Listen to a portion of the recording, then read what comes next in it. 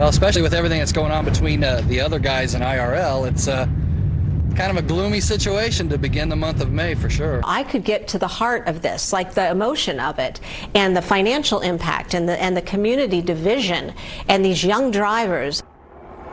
The 80th running of the Indianapolis 500 in 1996 was definitely something to behold, full of drama, of high hopes, and with the death of pole sitter Scott Brayton complete, heartbreak as well. And in the middle of it all, a feud. For this week's 70th anniversary WISHStory, one of Wish TV's most enthusiastic racing fans found himself several hundred miles away, and one of our newest reporters had to speed read as much racing knowledge as she could. The IndyCar CART split happened actually while I was in, one of the years that I didn't live in Indiana. Here I am in Indianapolis, never have covered. I didn't grow up with racing. I didn't know much about it. You know him now as our daybreak anchor and one of our most ardent fans of the Indy 500. But in 1996, Scott Sander was just starting out. And then all of a sudden, I got word out in Colorado, and we didn't have the internet back then. Or at least all the information in it. And I was like, what do you mean they're splitting apart? And you know her as a Wish TV reporter and anchor who has recently rejoined the station, but back then, Pam Elliott was the new kid in town. And I don't know much about racing, and all of a sudden we have this feud, and there's a split. It was IRL, the Indy Racing League, versus CART, the championship auto racing teams.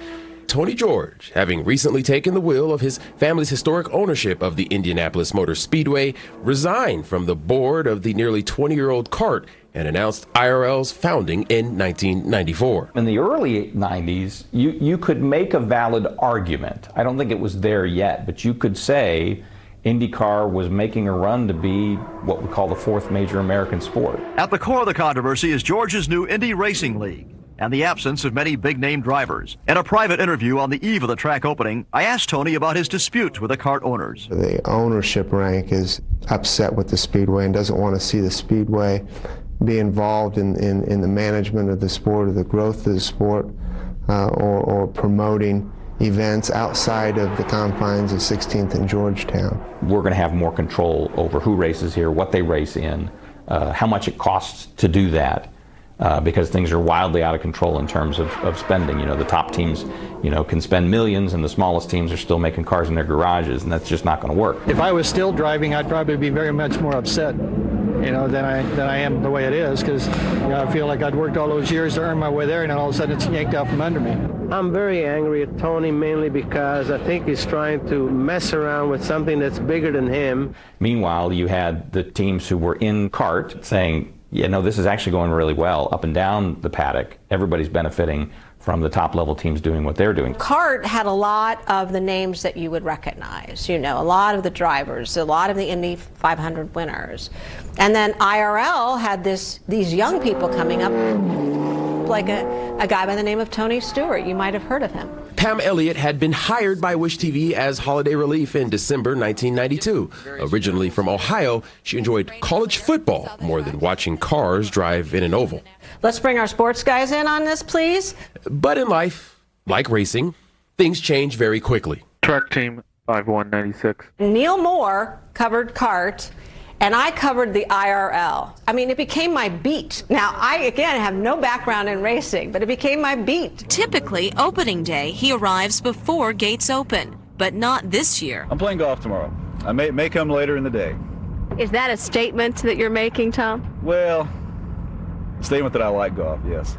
Albert wants to see drivers from the championship auto racing team, and since they won't be coming here, he's going to Michigan next weekend as they qualify for the first ever US 500. The first year of the split, there were open wheel cars racing hundreds of miles, not even many hundreds of miles apart, in Michigan and in Indianapolis. A patriotic pre-race theme is planned with marching bands, celebrities, and military flyovers, but it won't be Indy. Will you miss Jim Neighbors? Will you miss Florence Henderson? Will you miss the balloon release? That remains to be seen. I don't know if the excitement is going to be here tomorrow. Tradition had been broken. Even the right to run at Indy had been broken. These CART guys, The Speedway did have a licensing agreement with the Championship Auto Racing team so that CART could use the name IndyCar. But now that CART is not planning on participating next month in the Indy 500, Speedway officials say it should no longer use the name. We want to see some racers. We don't know anybody, so we want to see the new ones.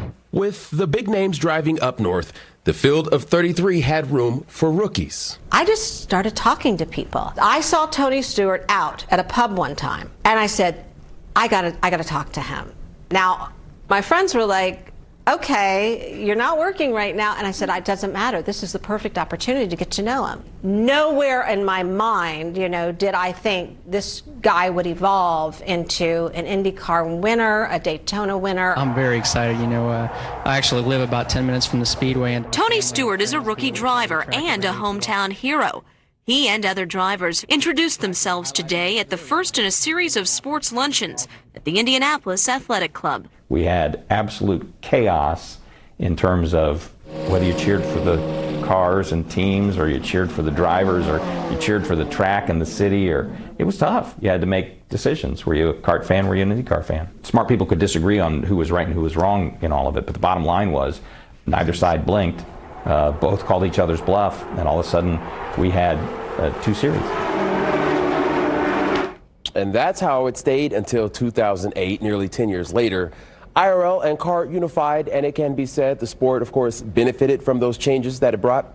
Nearly 30 years after that acrimonious season, IndyCar racing is arguably safer. Familiar names are celebrated, and new names constantly join the parade lap. If you'd like to see more of our 70th anniversary WISHStory series, including an extra story about a yellow shirt that switched sides, scan the QR code you see right there on your screen.